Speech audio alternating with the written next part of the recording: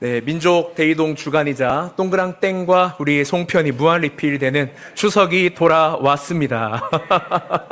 네, 여기 그래도 2부 예배는 분위기가 참 좋네요. 1부 때는 정말 암울했거든요. 네. 저 1부 때는 반반이었습니다. 반은 추석이 돌아와서 너무 좋습니다 하는 거였고요. 또 반은 추석이 돌아와서 탄식스럽습니다 였습니다. 여러분 어떠신지 모르겠습니다. 제가 아이들에게 추석이 어떠냐고 물어보았는데 아이들은 참 좋다고들 이야기해요. 그 이유가 무엇일까요? 네, 학교 안 가니까. 학교 안 가니까. 네, 그리고 용돈을 받으니까. 이번에 우리 주머니가 또 위협에 처했습니다. 아무튼 여러분 위로가 있으시기를 바랍니다. 아버지들에게도 물어봤습니다. 우리 부모님들께 추석이 어떠시냐고, 좋으시냐고 물어봤는데 대개는, 우리 이제 이분은 좀 다른데요. 대개는 이 추석이 좋으시냐는 말이 이제 끝나지도 않았는데 이렇게 혼돈의 문이 쫙 열리는 걸 볼 수 있습니다. 혼돈의 문이 쫙 열립니다. 자, 우리 아빠들은 추석 때 되면 뭐가 가장 힘들까요? 운전. 어떤 분은 10시간씩 운전해서 가야 된대요. 또 도착하면 고부 갈등이 시작되잖아요.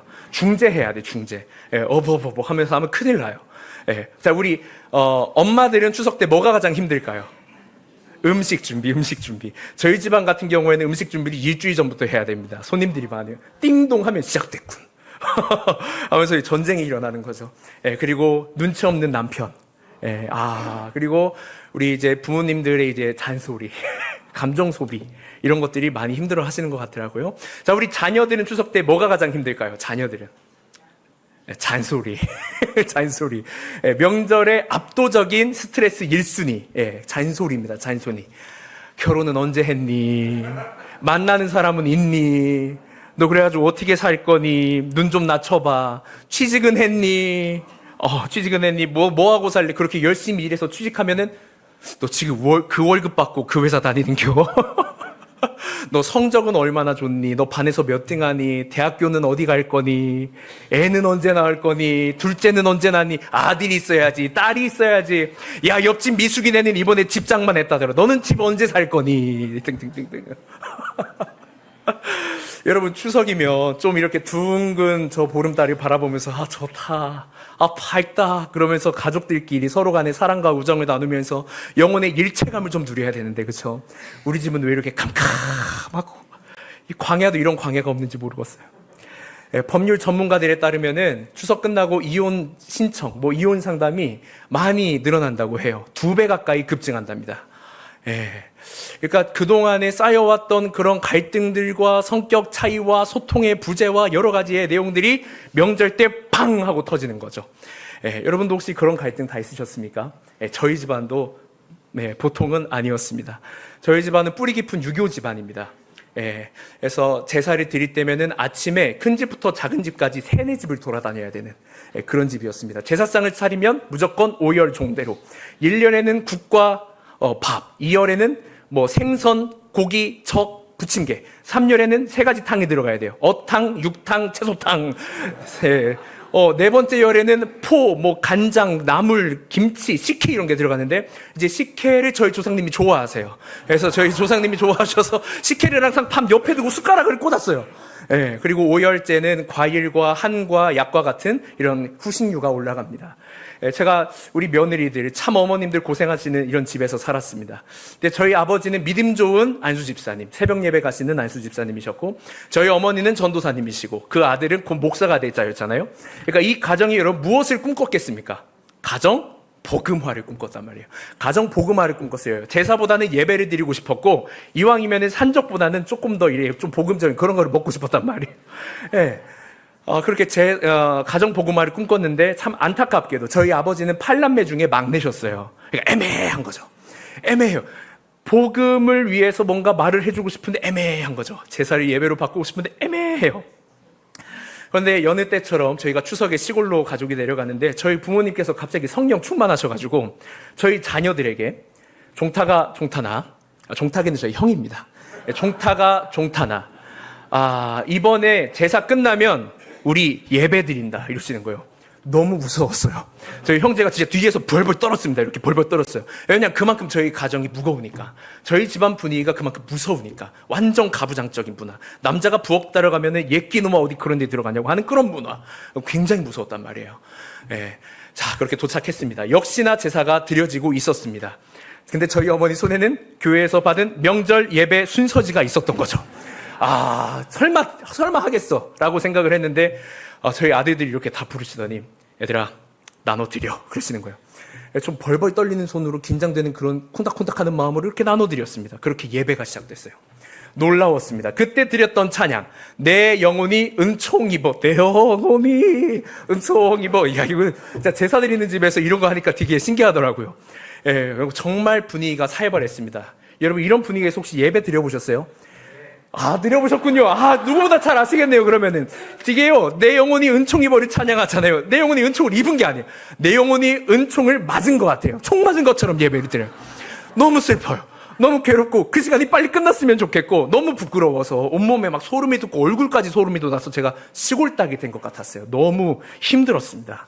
자, 우리는 모두가 알고 있습니다. 가정의 평화가 깨지는 거, 한순간이라는 거. 여러분, 가정의 평화를 지키려면 어떻게 해야 되죠? 타협하면 됩니다. 예배 안 드리면 됩니다. 제사할 때 같이 절하지는 않더라도 같이 서 있기만 하면 됩니다. 근데 서 있기만 해도 사실 형제들이 물어봐요. 예, 왜 절 안 하냐고. 하나님이 어디 있냐고 물어봐요. 그러면 그러게 하고 웃어 넘기면 됩니다. 여러분, 그런데 그거 아시죠? 타협하면 아무것도 바뀌지가 않습니다. 타협하면 아무것도 변화되지 않습니다. 근데 저희 가정은 어찌됐든 예배를 드렸단 말이에요. 근데 이 예배를 드리고 나서부터 저희 가정에 조금씩 이 변화가 일어나기 시작했는데 저희 가정의 평화가 점점 깨지기 시작했습니다. 근데 예배 때문에 깨진 건 아니었어요. 그리스도인들 때문에 깨진 평화가 아니었고 갑자기 누가 돌아가시거나 형제들이 싸우거나 갈등이 일어나거나 상처를 받으셔서 그렇게 집의 평화가 점점 깨지기 시작한 거였어요. 여러분, 근데 그렇게 깨지기 시작하니까 제가 아침마다 갔던 새 집의 제사가 끊어졌고요. 그리고 각 집에서 드렸던 제사가 점점 축소되기 시작했습니다. 자, 결국에 여러 가지 이야기들이 있지만 거두절미하고요. 결론부터 말씀드리면 저희 첫 번째 큰아버지 장로님 되셨고 저희 아버지 장로님 되셨고 그 아들 목사가 되었습니다. 최근에 저희 큰어머니께서 돌아가셨는데 그 장례 때 설교를 제가 했습니다. 그래서 가족들에게 하나님 말씀 전하고 복음 전하고 그렇게 나왔을 때 저희 큰어머니들, 저희 큰아버지들이 나오셔서 제 얼굴을 이렇게 막 만지시더니 정탄아, 네가 우리 집에서 가장 멋진 아이구나. 네가 가장 잘 자랐구나 그러시는 거예요. 저희 집에서 그렇게 화기애애한 분위기를 제가 처음 봅니다. 복음을 전했을 때 그렇게 되더라고요. 예. 자, 그리고 저희 시골의 큰어머니께서 최근에 암에 걸리셔서 제가 또 찾아가서 손잡고 이렇게 기도해 드렸는데 또 아멘 하시고 저희 예수의 예자만 들어도 치를 떨었던 저희 시골의 또 다른 큰아버지, 교회의 교자만 들어도 바로 욕을 날리셨던 저희 큰아버지께서 저희 모교회 담임 목사님 기도를 받고 점점 변화되어 가는 중이십니다. 예, 여러분, 저는 이 모든 일이 저희 어머니께서 또 저희 부모님께서 그 집에 예배라고 하는 불씨를 던지는 촉매제가 되었기 때문이라고 믿습니다. 우리 수원서북교회 성도님들께서도 각 가정에 그렇게 복음의 불을 지피는 촉매제 되시기를 주님의 이름으로 축복합니다. 성령에 이끌린다는 건 타협하지 않는 겁니다. 물론 앞뒤 가리지 않고 어떤 이기적으로 이렇게 막 돌파해 가듯이 예배를 드리라는 건 아닙니다. 저희 가정은 그 한 번의 예배를 드리기 위해서 10년이 넘는 시간 동안 공을 들였어요. 그리고 모든 부모님들, 모든 어르신들의 허락을, 동의를 받고 예배를 드린 겁니다. 힘겹게 예배를 드렸는데 그때부터 하나님께서 우리 가운데 역사하시고 계획하시는 걸 우리가 보게 되었다는 것이죠. 그 계획과 그 하나님의 뜻을 신뢰하게 되는 것, 이것이 바로 성령의 이끌림을 받는 것입니다. 성령의 이끌림을 받으면 우리가 있는 집이 광야와 같더라도, 캄캄하더라도 그곳에 빛이 비추고 하나님의 영광이 있어서 누리게 되는 줄로 여러분 믿으시기를 바랍니다. 여러분, 예수님을 보세요. 마태복음 4장 1절과 2절을 다 같이 읽어보겠습니다.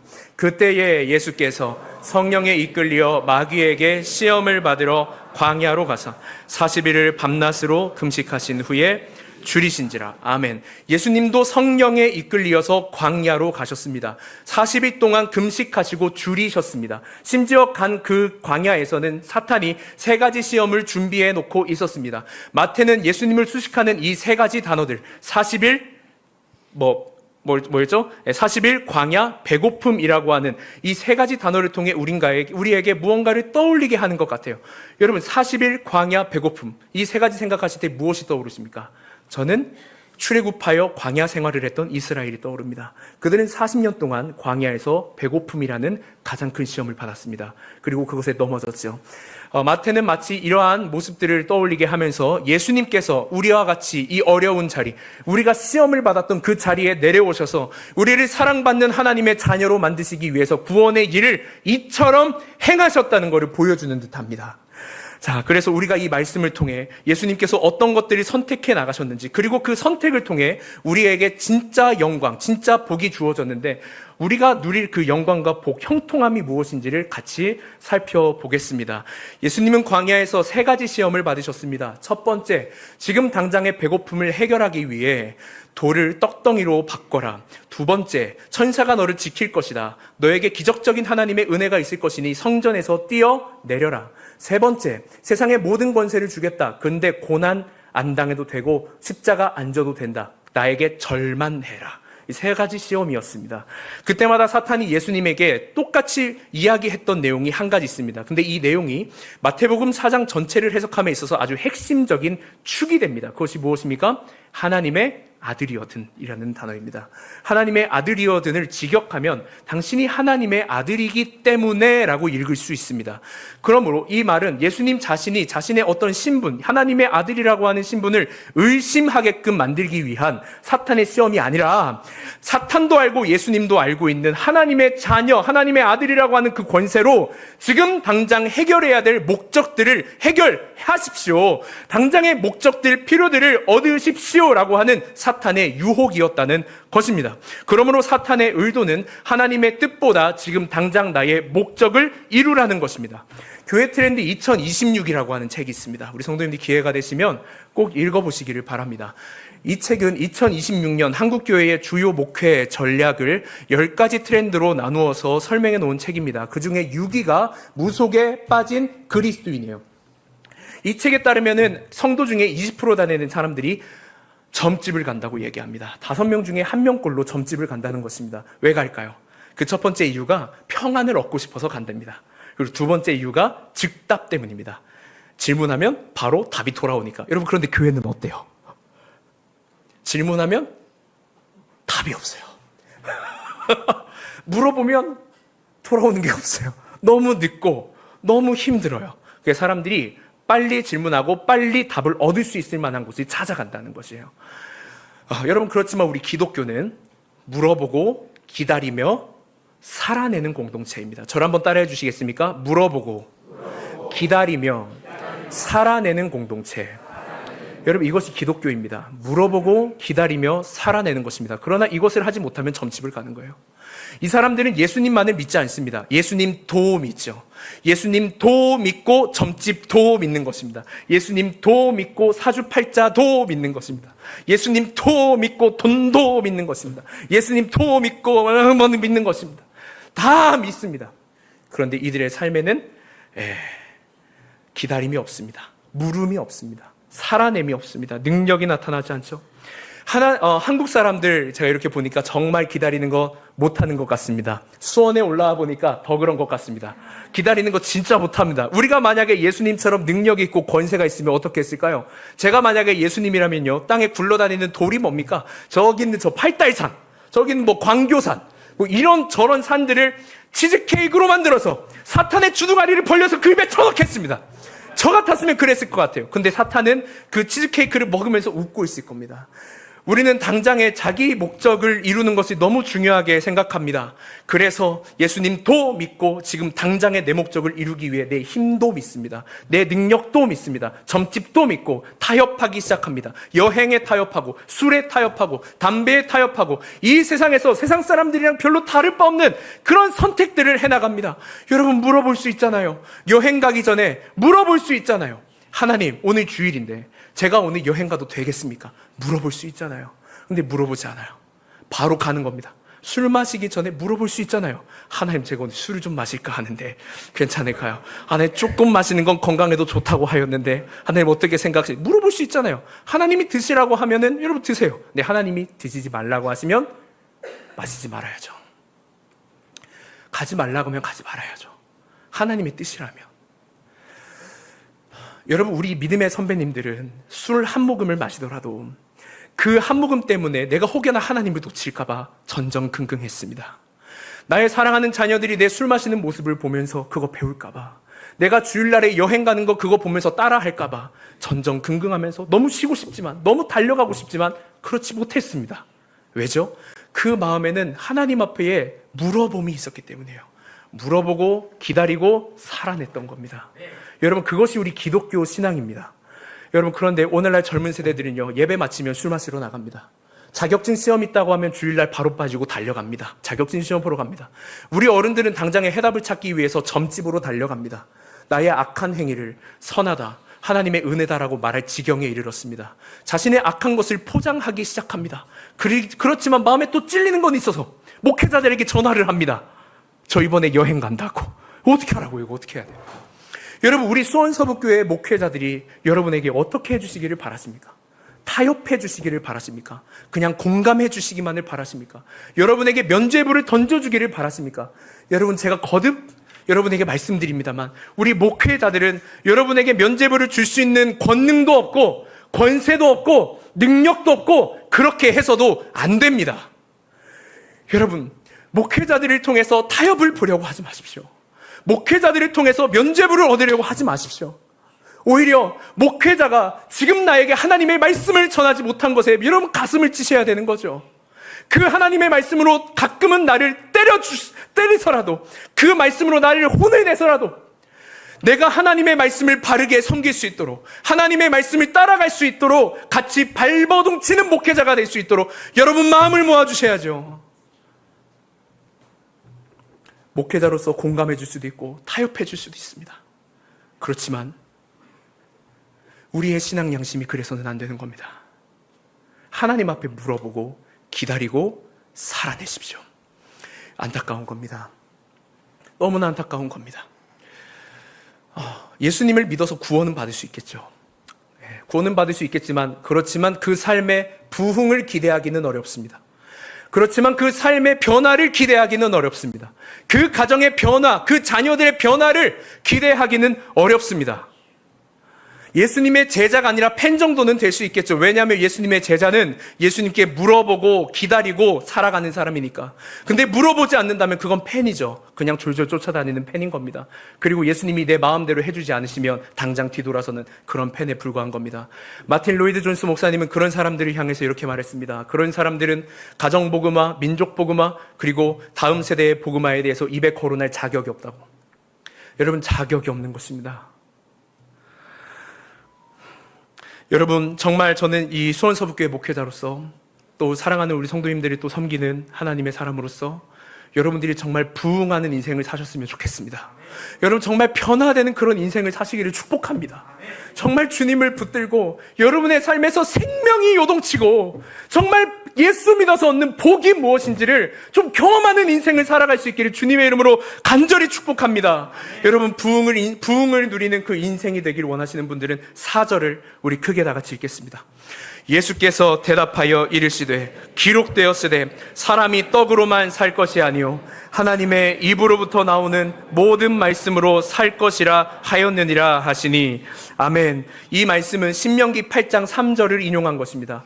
예수님께서는 이 신명기 8장 3절을 인용하시면서 지금 자신이 무엇을 선택하여 어떤 영광을 얻으셨는지를 우리에게 보여주고 계십니다. 신명기 8장 3절을 다 같이 읽겠습니다. 너를 낮추시며 너를 줄이게 하시며 또 너도 알지 못함. 여기까지 하겠습니다. 예수님은 지금 무엇을 선택하십니까? 자신을 낮추시며 자신을 줄이는 것을 선택하십니다. 하나님이 아니면 먹을 수 없는 그 길, 하나님이 아니면 걸을 수 없는 그 길, 하나님께만 생명이 있는 그 길을 선택하신다는 말이죠. 여러분 아시다시피 이스라엘 백성들도 광야 생활을 할 때 하나님께서 먹여주시지 않으면 먹을 수 없었습니다. 자신들이 원할 때 먹지 못했습니다. 하나님이 가라고 하시지 않으면 가지 못했습니다. 하나님이 가라고 하실 때만 갈 수 있었습니다. 그래서 많은 이스라엘 백성들이 그 하나님의 말씀 앞에 신뢰하지 못하고 마음이 불안이 찾아옵니다. 그래서 하나님의 말씀을 어기고 심지어 안식일에 나가서 먹을 것을 줍죠. 하나님 앞에 예배를 드려야 되는 그 거룩한 날에, 하나님 앞에 지켜야 될 그 시간에 나가서 먹을 걸 줍는단 말입니다. 들로 나가고 바다로 나가고 캠핑장으로 나가고 사방팔방으로 나아가 자기의 배를 채울 것들을 찾았더라 이 말입니다. 그렇지만 여러분, 예수님을 보십시오. 예수님은 낮은 곳으로 가셨습니다. 그리고 자신이 줄이실 수 있는 것을 선택하셨습니다. 여러분, 그러므로 하나님의 백성이 하나님을 신뢰한다는 것이 무엇입니까? 우리가 신앙생활을 한다는 게 무엇입니까? 신앙생활을 한다는 것은 자만을 선택하는 것이 아니라 고난을 선택하는 것입니다. 우리는 신앙생활하면서 얼마나 주님 앞에 자족합니까? 하나님 앞에서 내가 얻고 내가 정말 새롭게 되어진 그런 것들로 말미암아 우리의 영혼이 채워지고 만족감을 누리지 않나요? 여러분, 여기까지는 너무 좋습니다. 그렇지만 우리는 여기서 더 나아가는 게 문제입니다. 더 나아갈 때 우리는 하나님 앞에 나의 존재가 얼마나 완전한지를 생각합니다. 하나님 앞에 내가 얼마나 신앙이 괜찮은지를 생각하기 시작합니다. 내가 믿는 바, 내가 고백하는 바가 정말 옳다 생각하다가 결국에는 하나님을 주변부로 밀어내고 내 마음의 중심에 나를 두기 시작합니다. 그래서 어떻게 하죠? 이웃들을 판단하잖아요. 내 신앙으로 이웃들을 판단하잖아요. 저 사람 신앙 이상하다고. 저 사람 이상한 자유주의 신앙 가지고 있다가 함부로 판단하잖아요. 함부로 재단하려고 들어요. 상대방의 그런 마음과 어떠한 그 사람이 살아온 과정을 이해하지 못한 채 그냥 재단해요. 비판해요. 판단해버려요. 그래서 상처를 주고 상처를 받고 서로가 너무 힘들어진단 말이죠. 여러분, 그렇지만 우리가 신앙생활을 할 때 우리가 자족하고 우리가 선택해야 될 것은 자만이 아닙니다. 교만하여져서 하나님을 주변부로 밀어내는 것이 아니라 고난을 선택하는 것입니다. 그래야 우리는 주님 곁에 머물 수 있습니다. 여러분, 예수님을 보십시오. 예수님은 40일 동안이나 굶으셨습니다. 우리가 이 부분에서 놀라지 않는 이유가 무엇인지 아세요? 우리는 40일 금식을 안 해봐서 그렇습니다.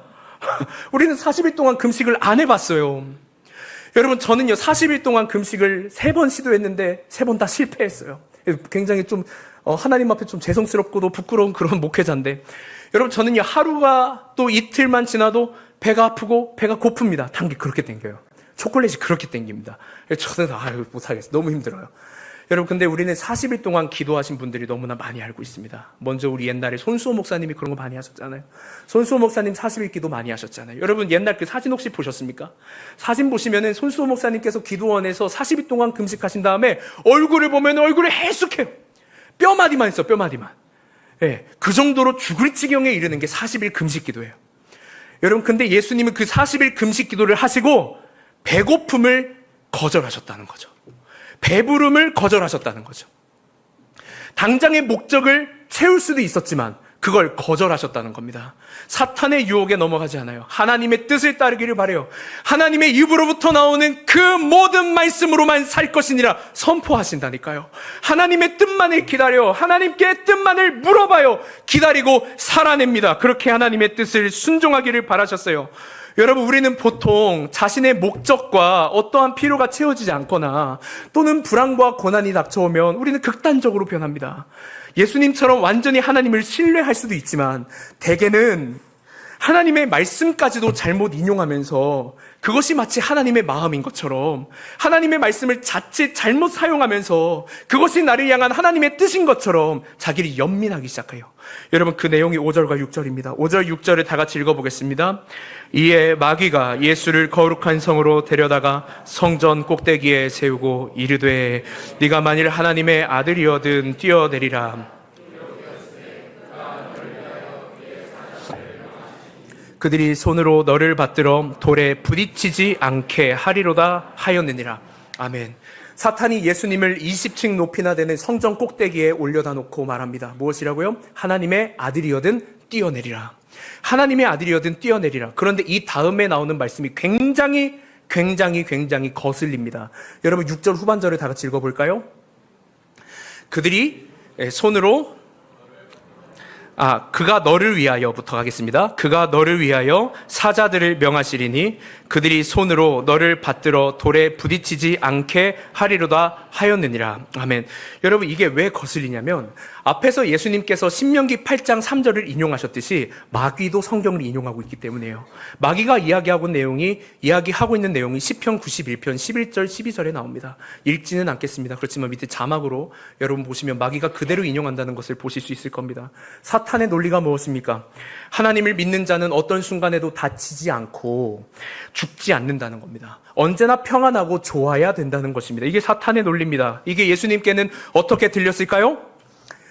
예수님 당신은 하나님의 아들이시기 때문에 죽지 않으셔도 됩니다. 예수님 당신은 하나님의 아들이시기 때문에 돌아가실 필요가 없습니다. 사실 시편 91편은 하나님의 섭리에 대한 이야기입니다. 성도가 고난이 없음을 말하지 않습니다. 오히려 성경을 통전적으로 바라보면 성경은 고난이 없음을 말하지 않고 성도는 실패가 없음을 말하지 않습니다. 그의 삶에 여전히 불만과 불평과 낙심과 한숨과 터져나오는 눈물이 있음을 전제하고 있습니다. 그러므로 사탄의 해석은 잘못된 것이죠. 그런데 우리들도 그렇고 출애굽한 이스라엘 백성들도 그렇고요. 하나님보다 사탄의 해석을 더 좋아하는 것 같습니다.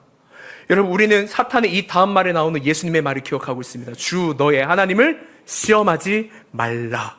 여러분, 이 말씀이 신명기 6장 16절을 근거한 말씀입니다. 다 같이 읽어보겠습니다. 너희가 마사에서 시험한 것 같이 너희의 하나님 여호와를 시험하지 말고. 이 마사라고 하는 단어는 출애굽기 17장 7절에 나옵니다. 다 같이 읽겠습니다. 그가 그곳 이름을 마사 또는 무리바라 불렀으니 이는 이스라엘 자손이 다투었으며. 아멘. 자, 다 같이 또 읽겠습니다. 또는 그들이 여호와를 시험하여 이르기를 여호와께서 우리 중에 계신가 안 계신가 하였음이더라. 아멘. 자, 이스라엘 백성들이 무리바라고 하는 곳에 도착했는데 물이 없었다는 거예요. 근데 그때 이스라엘 백성들이 다투기 시작했습니다. 왜? 하나님을 시험하려고. 하나님께서 이 바위에서 물을 터뜨려 주시면 이분은 살아계신 하나님이요, 바위에서 물을 터뜨려 주지 않으시면 이분은 가나안의 다른 잡신들과 똑같은 우상에 불과하다라고 사람들이 생각했던 겁니다. 여러분, 그렇지만 그 시간에도요, 그들에게는 하늘에서 만나와 메추라기가 내리고 있었습니다. 그럼에도 불구하고 그들은 하나님을 부인하고 하나님을 시험합니다. 완전히 하나님을 신뢰하지 못하는 모습을 보여줍니다. 우리가 하나님의 백성이라면 주님이 우리를 지켜주셔야 마땅합니다. 우리가 하나님의 자녀라면 하나님께서 우리의 털끝 하나 상하지 않도록 우리를 보호해 주시는 게 마땅합니다. 하나님, 우리와 함께 해 주십시오. 시험하는 겁니다. 내 입맛대로 성경을 해석하기 시작해요. 마치 그것이 우리를 향한 하나님의 마음인 것처럼, 그게 마치 하나님의 뜻인 것처럼 하나님의 말씀을 내 입맛대로 해석하기 시작한단 말입니다. 성경 몇 구절 가져와서 그게 나를 향한 하나님의 말씀이라고 하는 것과 뭐가 달라요? 연말에 우리가 성경 한 절씩 한 절씩 나누면서 이게 1년 동안 나에게 부어주신 하나님의 말씀이라고 성경 뽑기 하는 거랑 뭐가 다르냐는 거예요. 성경이 타로입니까? 성경이 점집입니까? 그럴 수 없잖아요. 여러분, 성경은 하나님의 사랑스럽고 완전하며 영광스러운 말씀이신 줄 믿으시기를 바랍니다. 여러분, 그러다가 잘 안 풀리면 우리가 하나님 탓하지 않나요? 사실 오늘날 젊은 세대의 고충이 바로 이런 점이에요. 젊은 세대의 고충이 이런 점이에요. 우리 어머니 아버지 교회에서 일평생 신앙생활 하시면서 그렇게 헌신하시고 섬기셨는데 지금은 왜 이렇게 사시나? 우리 어르신들도 마찬가지. 우리 어르신들 중에서도 내가 젊을 적에 이렇게 하나님 앞에 섬기고 이렇게 헌신하였는데 하나님, 내 건강이 왜 이렇게 안 좋은 겁니까? 섭섭합니다. 하나님 아픕니다. 밉습니다. 하나님 괴롭습니다. 어르신들은 버티기라도 해요.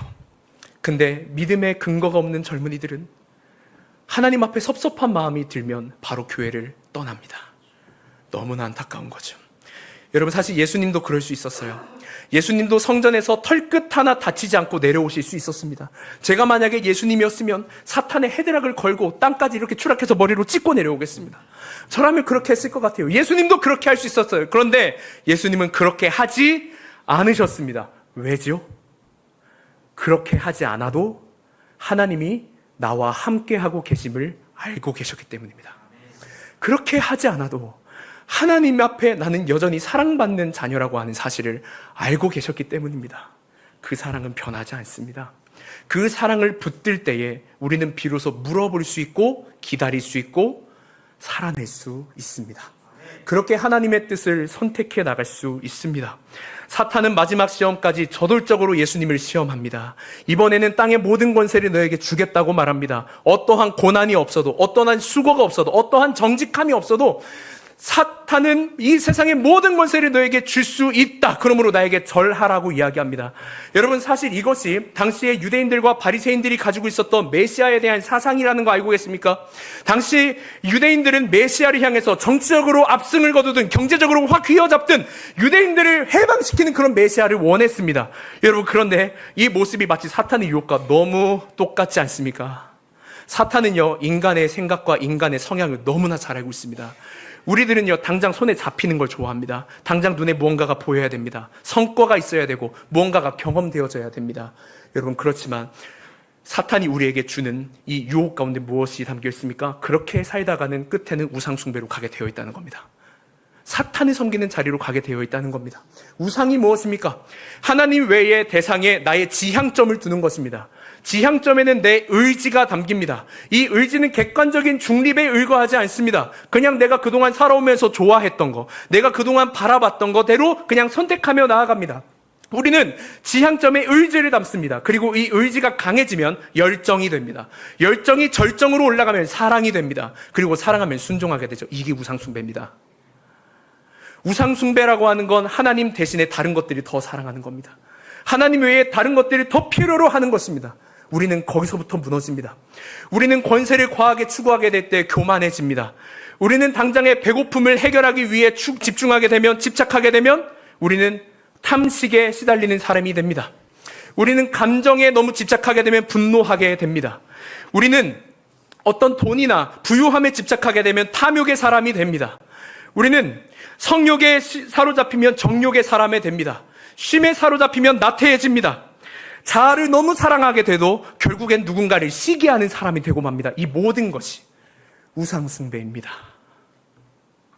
이것에는 영원한 영광이 없습니다.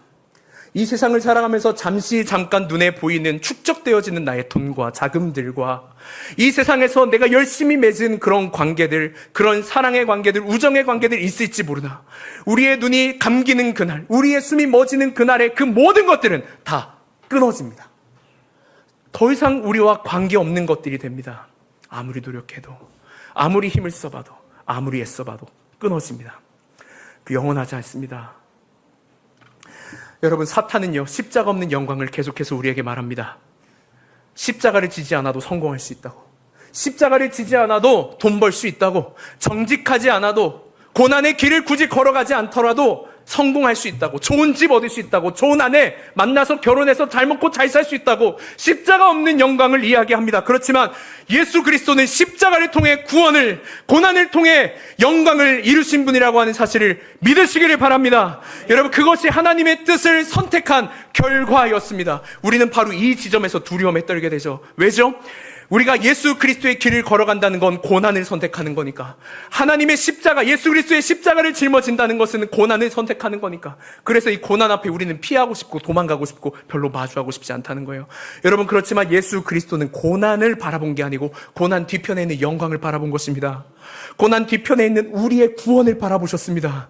고난 뒤편에 있는 하나님의 사랑을 바라본 것입니다. 그 영광으로 나아가는 길에 고난이 있을 뿐이에요. 예수님이라고 그 고난을 피하고 싶지 않았겠습니까? 아니요. 예수님도 하나님과의 관계의 분리가 너무나 두려우셔서 저 십자가를 짊어지기 전에 저 언덕에 올라가 눈물이 핏방울이 땀방울이 핏방울이 될 정도로 그렇게 기도하시면서 하나님, 이 잔을 내게서 옮겨주시옵소서라고 3번이나 간구하였습니다. 그렇지만 하나님은 그 고난을 옮기지 않으셨습니다. 예수님은 그 하나님의 영광, 하나님의 그 사랑을 바라보고 그 고난을 영광스럽게 걸어내셨습니다. 여러분, 그러므로 우리가 바라봐야 될 것은 고난 자체가 아니라 고난 뒤에 있는 영광입니다. 여러분, 진짜 멋진 성도가 누구인지 아시겠습니까?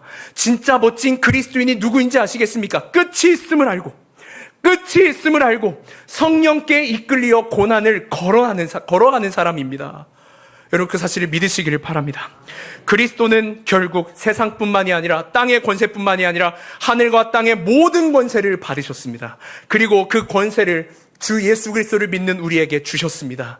그래서 우리는 그리스도의 권세로 말미암아 고난을 받으며 성장할 수 있게 되었고 온전해질 수 있었습니다. 그로 인해서 우리는 그리스도 안에서 고난을 재해석하기 시작했습니다. 어떻게요? 고난은 나를 자라나게 하고 하나님의 영광을 비추는 나의 유익이다라고 이야기할 수 있게 되었죠. 바울은 말합니다. 다 같이 읽어볼까요? 생각하건대 현재의 고난은 장차 우리에게 나타날 영광과 비교할 수 없도다. 아멘. 생각하건대 현재의 고난은 장차 우리에게 다가올 영광과 비교할 수 없도다. 여러분, 고난의 무게 따위와는 감히 비교할 수 없는 저 영광이 십자가의 길을, 고난의 길을 걷는 저와 여러분의 것입니다. 십자가의 길을 걸으십시오. 고난의 길을 걸으십시오. 영광스러운 그 길을 영광스럽게 걸으십시오. 피할 수 없음을 빨리 깨닫는 게 중요합니다. 피할 수 없습니다. 피할 수 없으면 즐겨라, 이런 말을 드리는 게 아닙니다. 그 끝이 너무나 영광스럽기에 그 영광을 바라보면서 이 세상의 고난을 통해 주님의 영광이 나타날 것을 소망하며 걸으라는 것입니다. 고난을, 십자가를 짊어지십시오.